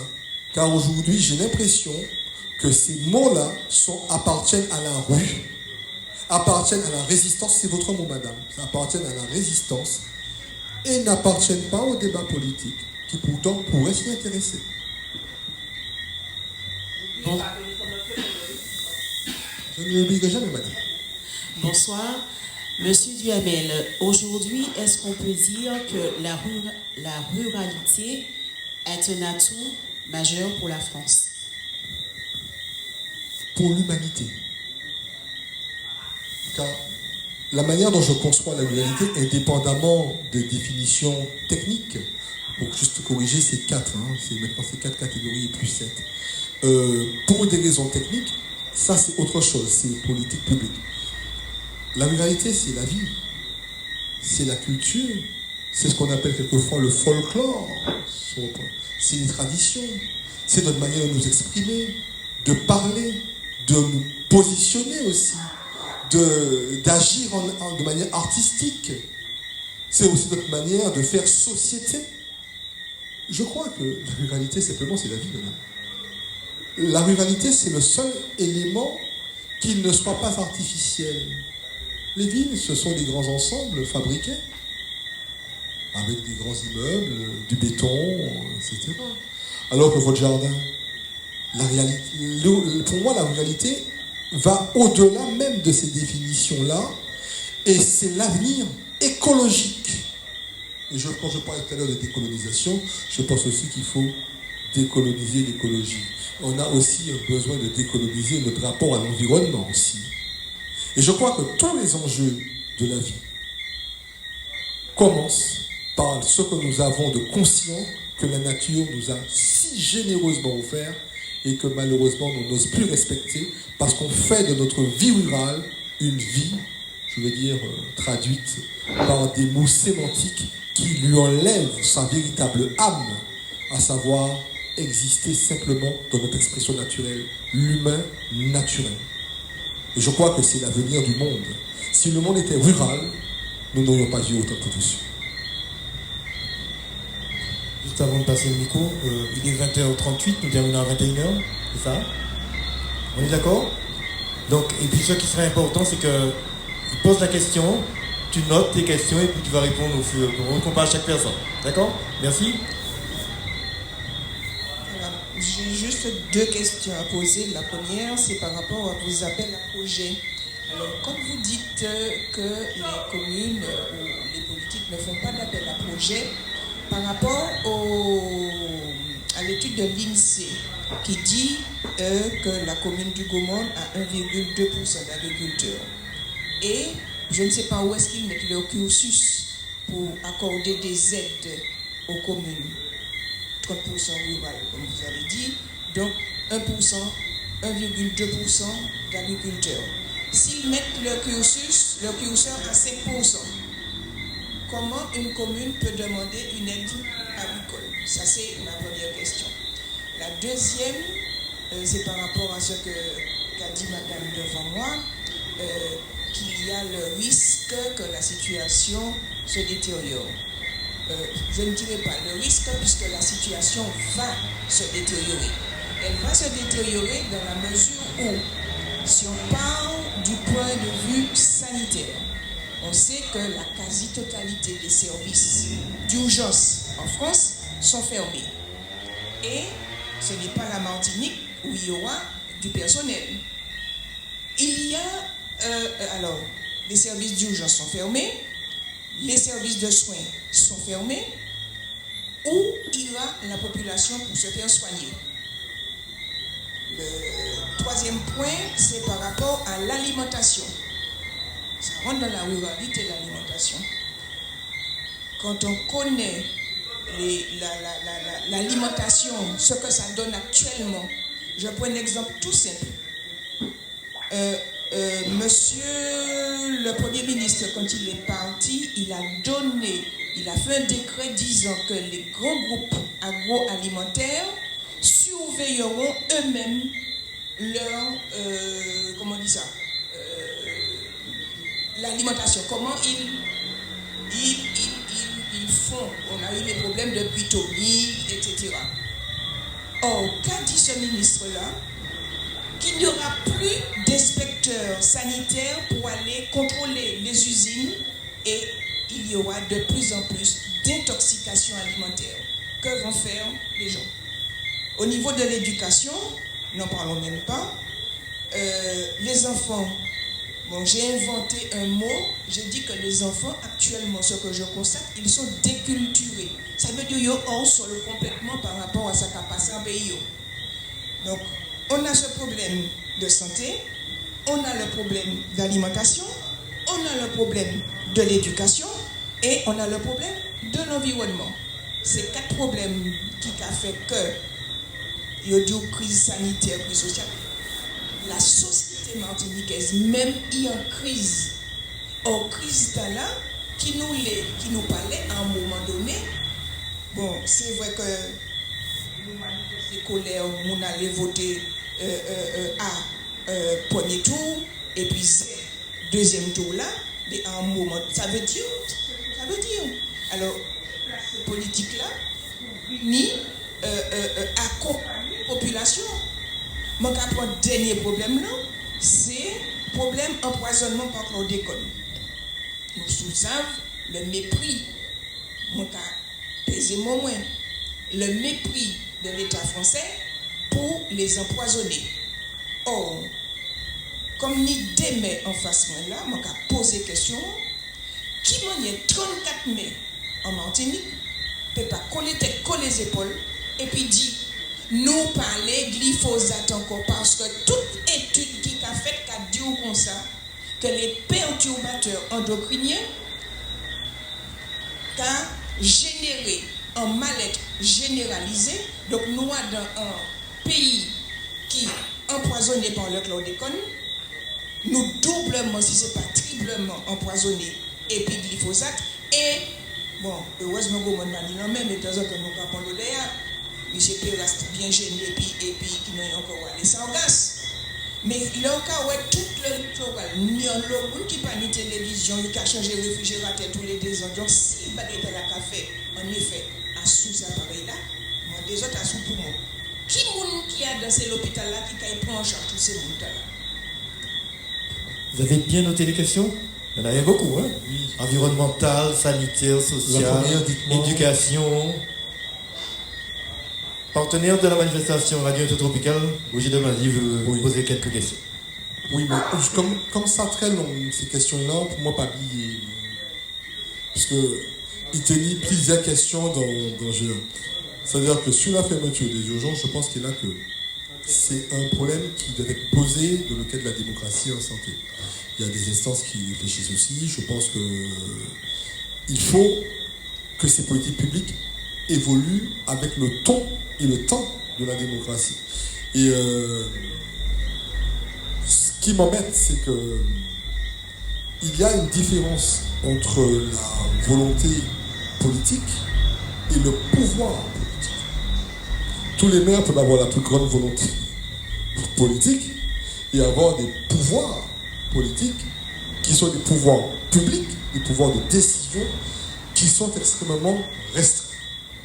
Donc, je crois aussi qu'il y a un problème aussi de lisibilité des besoins. Et c'est bien pour ça que je pense que ces genres de débats sont tellement importants que ça nous permet de tenir dans des communes qui le veulent des cahiers de citoyenneté. Des cahiers qui permettent aux gens, indépendamment des grands rapports, d'avoir des rapports de citoyenneté. Et qui peuvent être portés à la connaissance, moi-même constituer un point de l'ordre du jour des conseils d'administration de vos CCAS, mais également de vos conseils municipaux. Et je pense que les élus qui sont en charge de ce type de problématique pourraient, à partir des cahiers de citoyenneté, faire remonter ces points.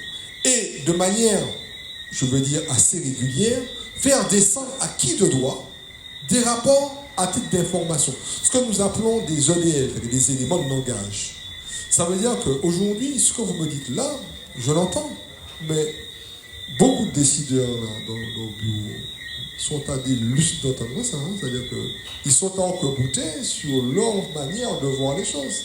Et si ça n'arrive pas à un moment sur leur bureau, parce que on pense que les fonctionnaires, entre guillemets, ne savent pas forcément tout. Ils ont une idée personnelle, mais ils n'ont pas de rapport sur tout.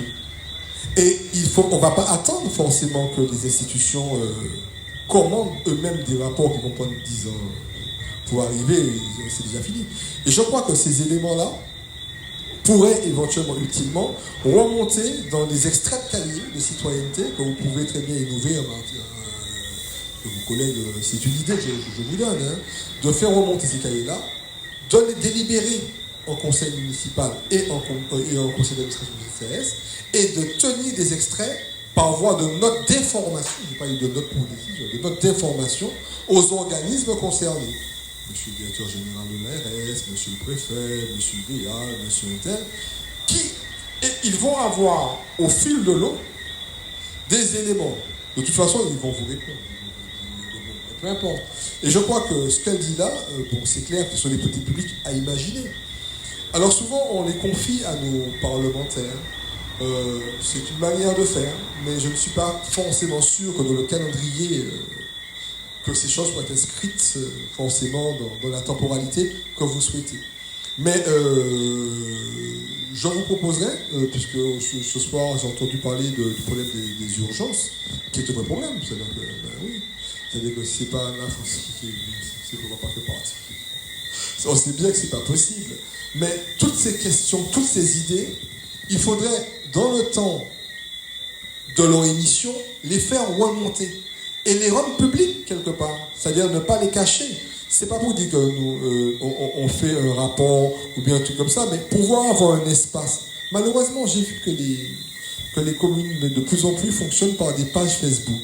C'est bien, mais il serait aussi intéressant que vous ayez aussi vos sites internet. C'est-à-dire que de manière à pouvoir rendre accessible à la population des forums interactifs, mais aussi déposer ces rapports que vous écrirez, etc., que tout le monde puisse les consulter, et y compris les dossiers de presse, puisque la presse peut être informée de votre action, ça fait partie de la communication de votre commune. Et vous avez compris que mon discours est celui de l'ingénieur social, je ne suis pas du tout de politique, je ne représente pas l'État, je ne suis dans rien du tout. Mais si j'ai vraiment un conseil à vous donner, c'est de capitaliser sur ces idées-là.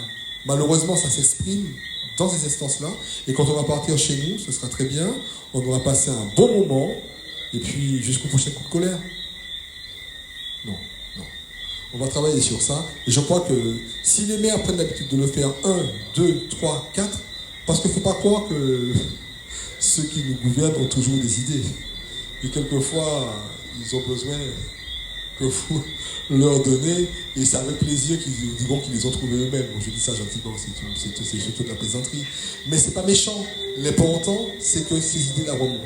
C'était la deuxième question, c'était ? Oui, mais là encore, ça veut dire que il y a le problème, je mets le pied dedans parce que je travaille dedans sur l'ingénierie sociale, des restaurations scolaires, des cantines. L'alimentation commence par les enfants. Sauf pas qu'à apprendre à manger bien continuellement, c'est-à-dire que c'est pas qu'on peut venir qui apprendre, c'est-à-dire que dans vos cahiers de charge de cantine, de restauration scolaire, mais aussi dans vos préconisations, qu'il y ait également des vigilances à poser. On parle du label zéro chlordécone, on parle d'agriculture responsable, on parle de choses comme ça. Mais il faudrait aussi que dans les... Comme là je m'adresse à des maires, donc je ne vais pas non plus... Si c'était une conférence pour l'État, je vais dire autre chose. Là je m'adresse à vous, que dans vos cahiers de charge, qu'on retrouve ces éléments-là aussi. Et puis il ne faut pas non plus penser que les gens savent tout. Ça veut dire qu'il y a beaucoup de personnes encore qui pensent que quand on leur dit manger 5 fruits et légumes, que dachina, patate là, c'est un légume. Or, c'est un féculent. Vous savez que ces actions qui ne sont pas suffisamment relayées, ça veut dire qu'on pense l'hypothèse qu'une population sait.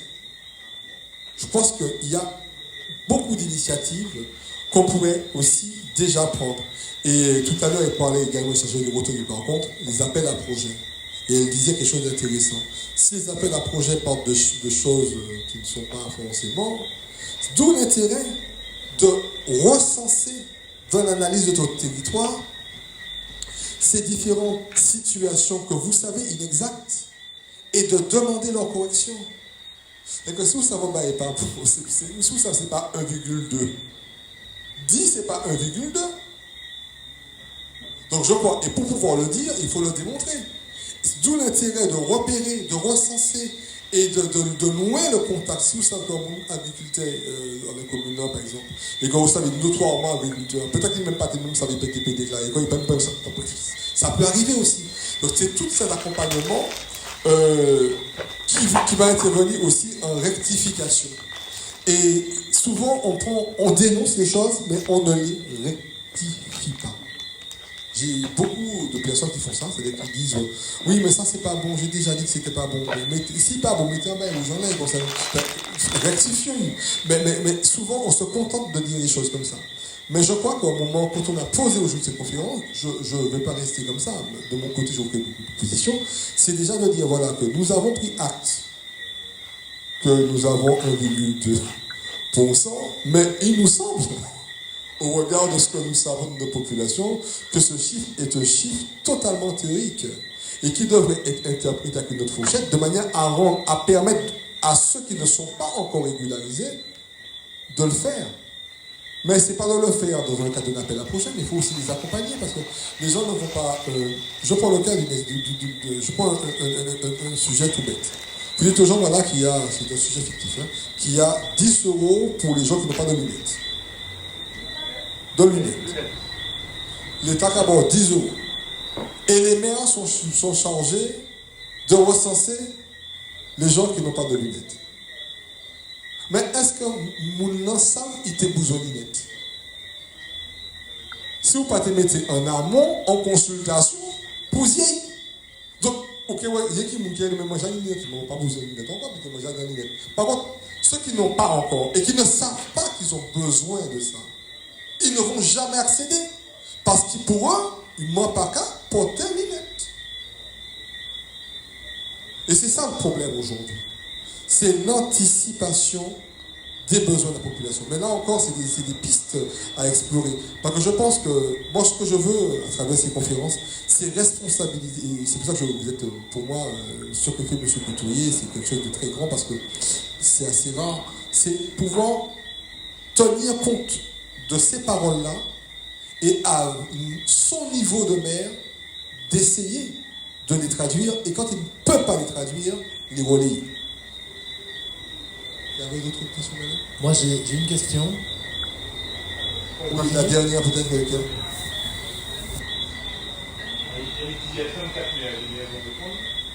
Oui.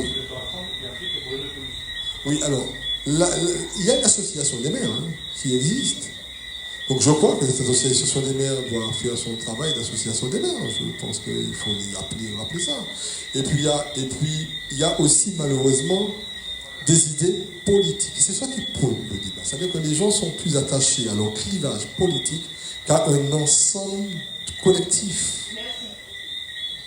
Donc, et c'est pour ça que moi, pas qu'à faire politique. Parce que ça, j'aime trop ma parole libre. Ça veut dire qu'à un moment, on a besoin de dépasser le cancan politique. Et c'est et le cas nous, parce que nous regardons nos résistants. Résistants qui ça? Ou résistants, collés dans le discours, et quand on nous coller. Pourquoi nous ne sommes pas capables de la mission? Il faut aller trop. Donc c'est toutes ces questions-là, je pense, qu'il faut dépasser, mais ça, elles sont aussi identitaires. Elles sont aussi ce que nous sommes de Martinique. Il ne faut pas non plus l'oublier. Mais je crois que les maires n'auront plus le choix. Parce que la population est en train, justement, pas de résister seulement, d'évoluer, de sanctionner et de prendre eux-mêmes leur pouvoir de se représenter sous tous les espaces. La riade, les réseaux sociaux, ils vont faire de la rue leur parlement et la violence leur raison. Malheureusement pour nous. Et les maires n'auront pas le choix. Quand je dis les maires, ce n'est pas que les maires, les politiques de manière générale, et même quelquefois les fonctionnaires. Ça veut dire parce que la population va s'imposer, et cette démocratie qui était tue, et quand on voit qu'elle se traduit en violence, mais vous verrez dans quelques années, pas très longtemps, qu'elle va se traduire en action concrète, où dorénavant, les instances de citoyenneté, de démocratie, seront des instances qui décideront, et c'est déjà le cas actuellement. J'avais dit que j'ai 2 questions.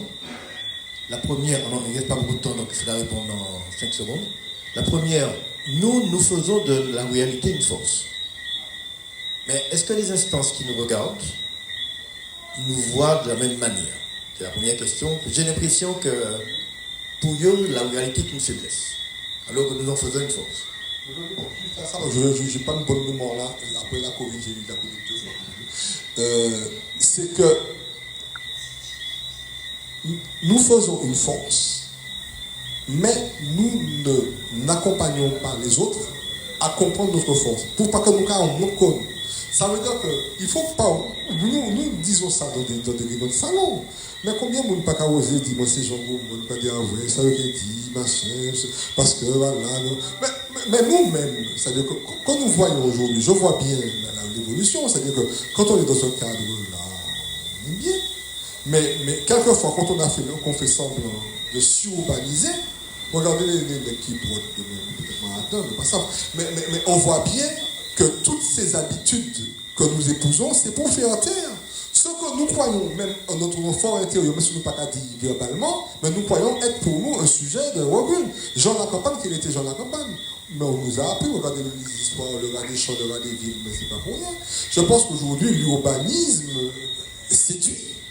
On a même peur de notre jardin potager. Regardez le nombre de personnes qui vont encore au pays faire tout battre la caillou. Et nous cadrer ça en force. Mais est-ce que nous-mêmes avons force là? Est-ce que nous-mêmes, nous qui a dit là, nous avons ça nous dire? La deuxième question, elle est sur le social. Et c'est une question que M. le maire partage, parce que je suis élu municipal. Une mamie touche 150 € de retraite. D'accord? On lui envoie des impôts qui coûtent 1750 €, près de 2000 €, et comment il paye ça? Ça mamie a fait, mamie a venu comme c'est lui-même, qui a dit c'est lui-même, il n'a pas payé ça. Donc nous avons dérivé. Mais mamie pas tout seul, hein? Mamie c'est Yom Day. Est-ce que ça aussi c'est pas en manière de décacher la population? C'est ça, moi, qui a créé des inégalités, et qui a créé ça, des injustices sociales. Ça, non. Et ça, c'est en violence sans scélératesse. Mais malheureusement, c'est un bail qui est institutionnalisé. C'est un bail qui est inscrit dans la politique publique. Et bien, pas ni d'autres ministères, M. Nimel. Il faut que nous votions en notre politique publique. Ça veut dire comment on est obligé à dénoncer un bagage? Ça veut dire qu'on peut dénoncer, vous parlez. Si vous parlez, à un moment là, il faut que nous vivions. C'est ça le rôle des parlementaires aussi. Faire des propositions qui permettent de faire évoluer le politique publique. C'est-à-dire on ne peut pas. Moi, je ne suis pas quelqu'un, je ne suis pas un voyou. Je suis une personne de légaliste. Tant qu'une politique publique est posée, je peux être défiant à titre personnel. Et ça, c'est mon problème. Je n'entraînerai jamais personne dans ma défiance. Parce que j'estime qu'il y a un respect des lois. La loi est opposable à tous. Par contre, quand on ne voit pas bon, il faut qu'il fait noir. Et c'est pour ça que tu as voté, mais moi, pas comprendre. Nous sommes fâchés contre moi et nous parlons de failles. Eh bien, proposons une loi pour scélérat. Et c'est pour ça. Et j'aimerais peut-être voir de ces mandatures futures des projets de loi de ce que vous mettez. Peut-être qu'on nous pourra. Peut-être il faut les déposer. C'est public quand elles sont déposées. On peut les retrouver. Ça s'appelle des propositions de loi. Cherchons-les. Je vous en prie. Proposez ça aux parlementaires.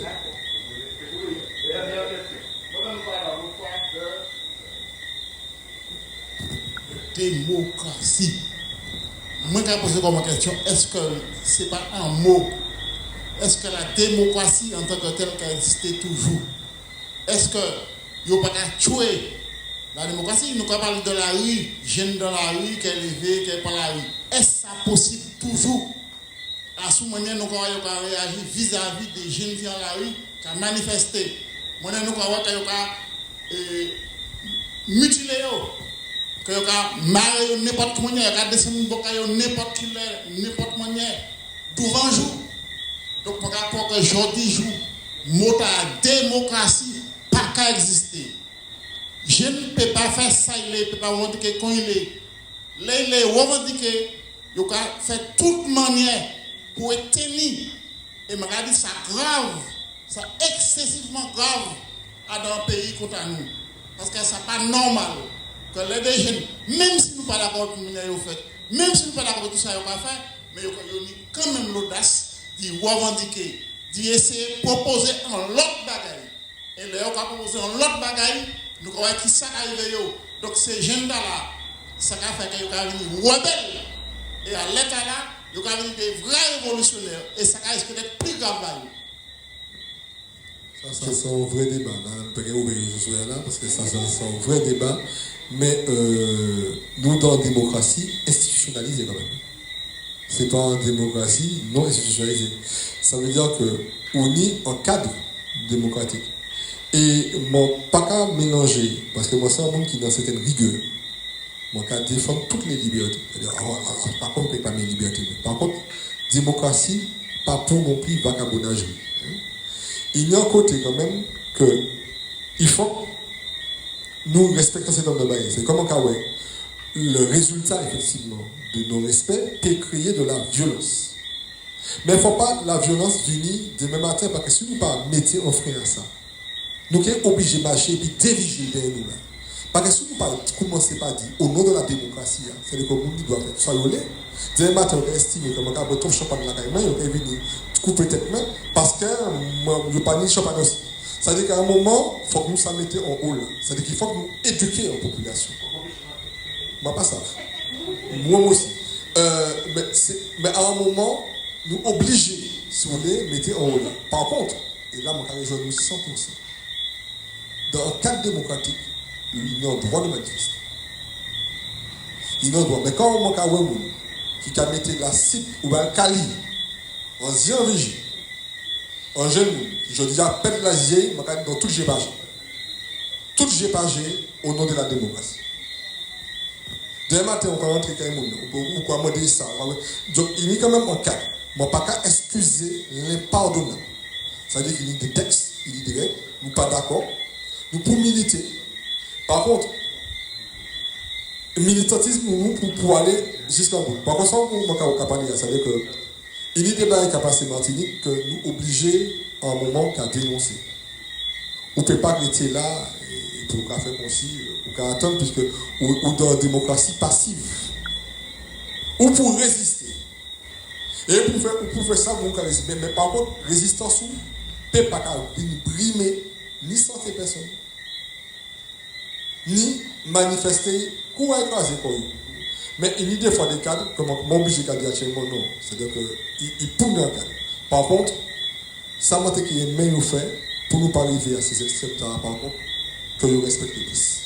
Peut-être si tu as des pistes respect, plus prise en considération de sa nouille, plus de discussion, et puis moins de condescendance et de verticalité. Peut-être qu'il n'y a pas même les besoins de son candidat. Peut-être que nous sommes dans une situation apaisée. Comment regarder la crise sociale la mené, crise sanitaire de manière amplifiée, et bien crise sociale la mené aussi en violence, qui est antidémocratique et qui est dangereux et qui est aussi tout autant amplifiée. Nous avons fini à 21h, nous avons 21h04, donc on a une question. Et réponse là, c'est en quelques minutes également.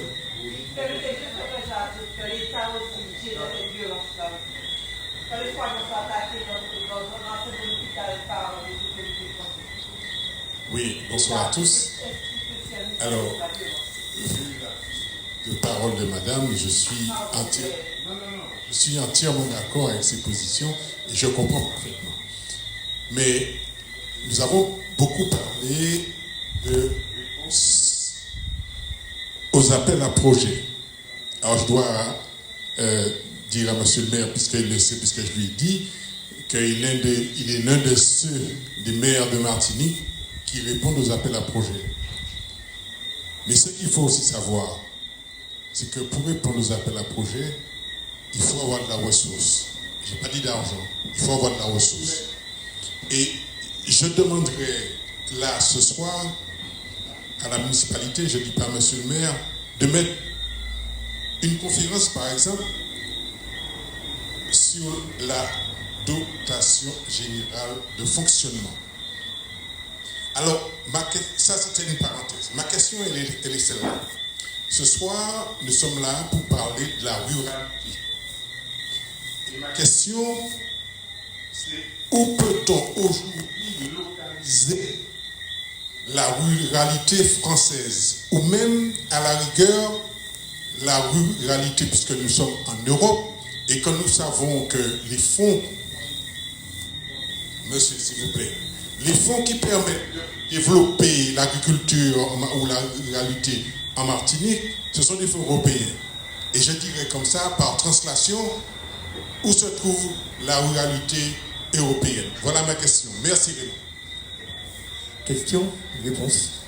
Très simple, facile. C'est vrai que c'est un vrai débat.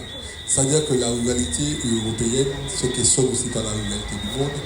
Et je regardais avec Miguel Maous qu'on voyait qu'au regard de l'Europe, la France est considérée comme un territoire rural. Et c'est un gros territoire rural, toute la France. Mais c'est vrai que derrière ça, vous avez compris, se posent des questions économiques. Et ce sont ces questions économiques, justement, qui posent des politiques publiques. On est dans un monde quand même capitaliste, hein, ne l'oublions pas. Il y a quand même ce paramètre à prendre en compte. Donc, les appels à projets dans l'ingénierie sociale, nous, on essaie de les emmener. Parce qu'en fait, il faut bien comprendre notre travail. Notre travail n'est pas du tout, c'est simplement d'accompagner les décideurs et la population aussi sur des constats, mais dans le cadre des politiques publiques qui existent. Je ne peux pas, moi, sortir de politique publique. Je ne suis pas parlementaire, je ne suis pas un décideur. Mais on est obligé de chercher des petites fenêtres, des petites politiques qu'on a pour pouvoir essayer d'entrer dedans. Mais après avoir fait une analyse des besoins. Et le besoin que je vois aujourd'hui sous cette commune qui est la vôtre, monsieur le maire, c'est le besoin de non seulement inscrire votre ruralité dans les consciences, dans les identités, cultures, projets, perspectives, mais surtout la pérenniser dans un véritable projet solvabilisé en faveur du développement du territoire gourmand dans une petite ruralité. Et c'est là où va se jouer toute cette gymnastique que vous devez faire et sur lequel vous devez avoir votre expertise. Parce qu'on voit bien que vous répondez à un appel à projet, et vous l'avez bien compris, suppose aussi en amont une expertise. On ne répond pas comme ça à un appel à projet sans poser l'expertise. Et là encore, c'est un problème parce qu'il n'y a pas le financement toujours de la dotation globale, vous l'avez évoqué, pour pouvoir financer toutes ces choses-là. Donc c'est un cercle vicieux malheureusement.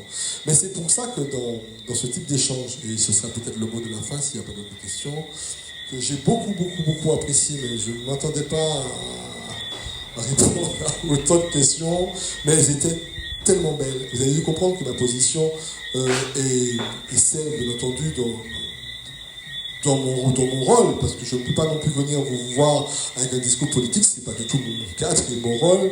En même temps, vous dire que je ferme les yeux sur ce que vous vivez, puisque si vous les vivez, donc je ne peux pas non plus dire que c'est pas vrai, mais aussi, je dois quand même rester factuel avec vous. Et vous dire que oui, il y a ce que vous dites, mais il y a aussi ce qui est immédiatement possible. Après, il y a des perspectives à discuter politiquement.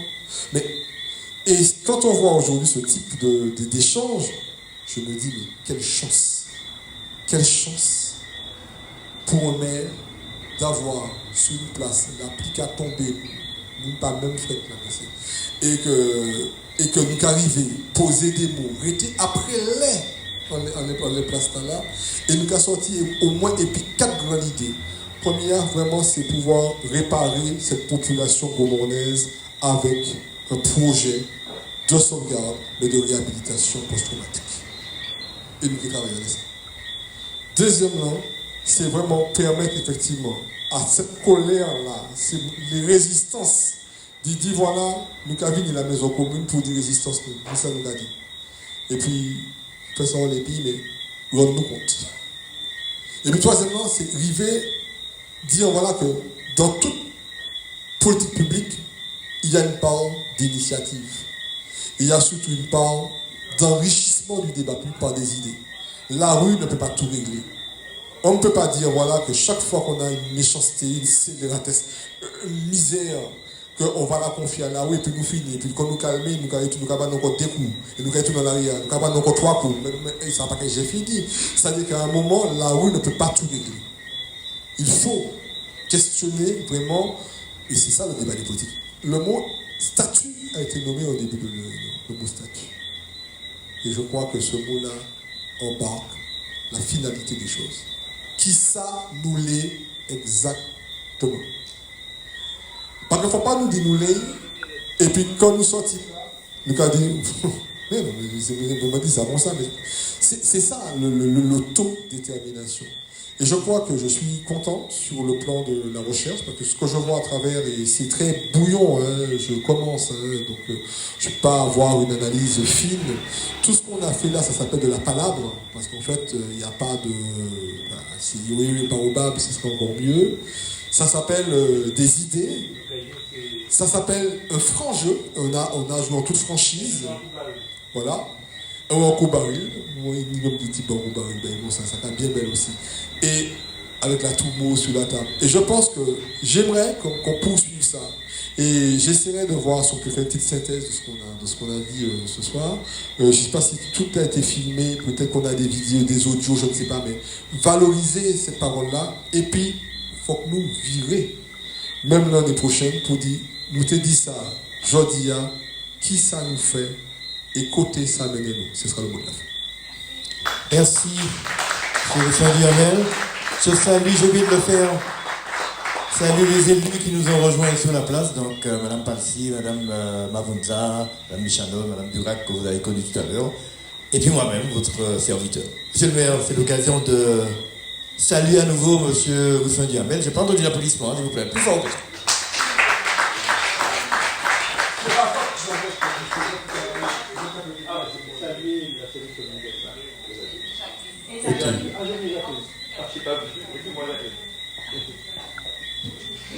La prochaine fois, ça nous fait chacun lui la parole et là où qu'il y a au pays. Alors, moi, d'abord Bouillon,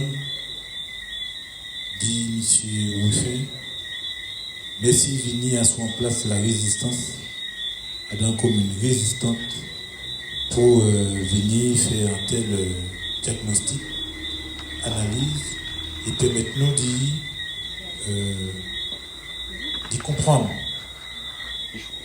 Et en même temps, nous raison quand chaque vendredi, ou tous les deux vendredis, nous avons libéré la parole pour nous parler, eh bien, montrez-nous que nous pas dans les rues, et ce n'est pas gomme nous avons fait, c'est parce qu'au fait, nous comprenons la vraie valeur, la vraie dimension de la parole libérée, de l'échange.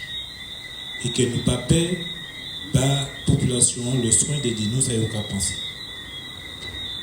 Je l'ai aussi dit à tout le monde qui participe. Tout le monde qui participe. Et je t'ai dit que c'est Tchè Sauté qui fait chien pour ma gauche.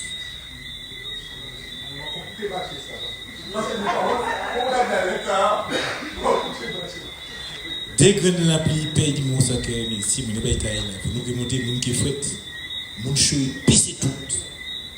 Parce que comme vous dites, il y a la cabine là, il est chaud. Et là, si le débat est en telle place, ça va permettre de faire. Les autres citoyens ont des droits à aller avec les premières rencontres nous mettons ici en 2014, c'était en octobre pour nous faire bilan mi-mandat. Ils ont vu, ils ont dit que nous qui là, nous avons roulé, nous avons roulé, disparaître pour nous définitivement. Parce que c'est en place résistant de partage et dit chaque fois, cette n'est pas qui belle, fini, c'est avec possible. Donc à tous ces gens qui parlent, c'est intervenant. Les autres faut même, oui, applaudis que les autres.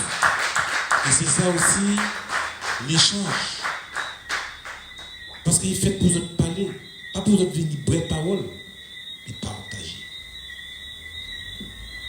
Colère là qui manifestait et tout crier. Alors, sans maman qui sortit de l'autre bord, qui vient habiter Gaumont dans environ 40 ans. Nous joignons. Il y a quelques jours de la retraite. Et puis, quand il y a dans une situation, pour y travailler, il faut faire pitié.